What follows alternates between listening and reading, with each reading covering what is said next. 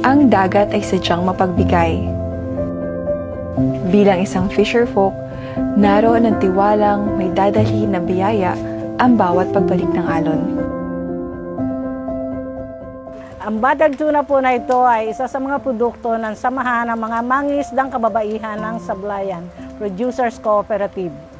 Sila po ay ang mga kababaihang nagpoproseso ng isda, nagbabagoong, nagtitinapa at asawa po sila ng mga lihitimong mangingisda ng poblasyon. Ang Sablayan po ay napakayaman talaga sa laman dagat, lalong-lalo na ang yellowfin tuna na ito. Kaya ito po ang binigay sa aming proyekto ng NFRDI dahil ito ay sustainable ang production. Kami po ang namimili direkta sa kasa at kami po rin ang magkakatay. Proseso po sa pagkatay ng tuna ay nakahanda po ang malamig na tubig na puno ng yelo para po mamintina ang tamang temperatura ng laman ng tuna.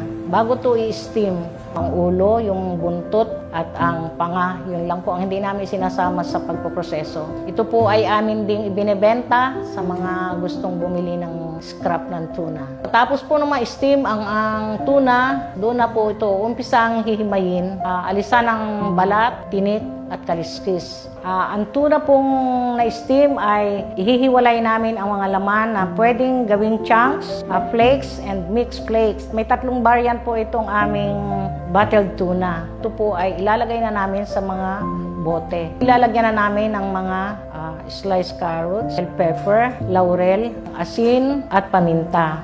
At susunod na ang corn oil.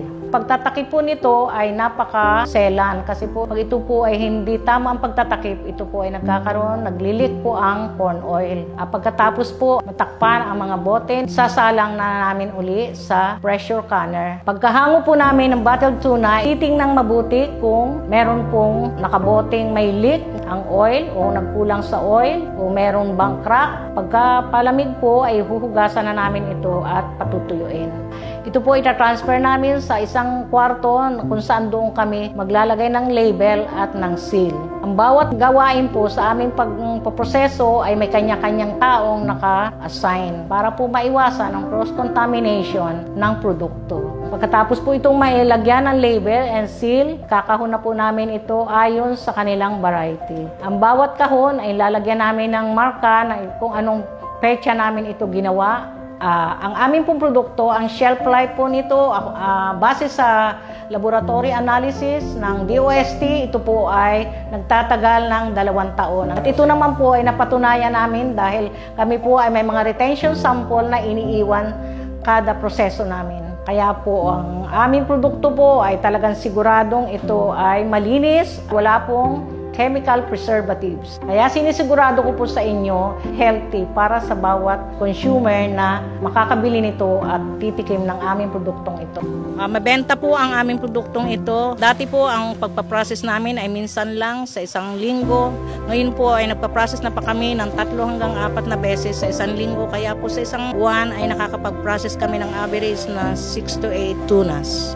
Ito pong tuna bottling ay parang isang napakalaking achievement para sa akin. 10 ng aking mga kasama, mga miyembro ng Sama Ka Sablayan Producers Cooperative. Umaasa po kami na ito talaga mag-aangat sa aming buhay, sa aming pamumuhay at makakatulong ng malaki para sa ikaunlad ng aming pamilya at ganoon na rin ang buong komunidad.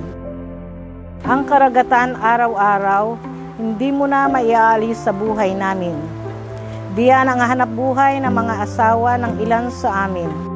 Ito ay bumubuhay sa amin at dito sa Sablayan, ito ay buhay natin. Ang bottled tuna ay hindi lang naghahatid ng makakanin sa hapag araw-araw.